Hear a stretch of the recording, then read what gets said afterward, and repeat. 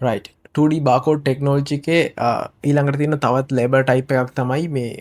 මැක්සිකෝඩ් කියන ජාතිය මැක්සිකෝඩ්ඩෝල කියන තවත් නමක් තමයි බර්ඩ්ඩයි අහමනත්තං ටාගට් නැතං UPS කෝඩ් කියලා එකට හේතු තමයි මේ බාකෝඩ් ලේබල් ජාතිය ඩෙවලප් කරේ UPS කියන කම්පන එක මගින් UPS කියල කියන්නේ United පාර්සල් සර්විසස් කියන එක තොර ඒගොල්ලෝ ස්පෙශලි මේක ටාගට් කරලා හැදුවේ හේතු තමයි පාර්සල් ලොකුළු දැකලා ඇති බෙල්ටොල එහෙම ලොකු පාර්සල් යනවා නිතරම බෝමි ස්පීඩ් එකෙන් තොට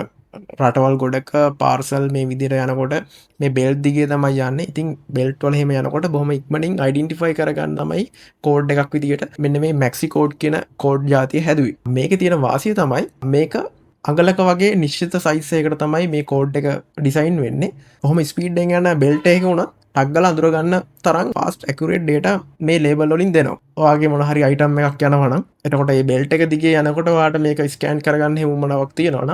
වාට මැක්සිකෝඩ් යන්න පුළුවන් එතකොට බෙල්ට එක දිගේ යනකොට එඩිය තියාගෙන බාකොඩ් මසින් එකින් රීඩ් කරගන්න හැකියාව තියෙනවා රයි් ඉතිං මෙන්න මේක තමයි ප්‍රධාන අරමුණනේ මේ ආයතනයට මේයාගේ කෝඩ් එකක් ඩිවලප් කරලා මාකට එකට දාන්න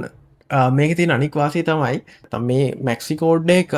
සාමාන්‍යෙන් අටෙන් එකක් වගේ ඩැමේචුනත් මේ මැක්සිකෝඩ්ඩයක් රීඩ් කරගන්න පුළුවන් හැකියාව මේ මැක්සිකෝඩ් ටෙක්නෝජික තියෙන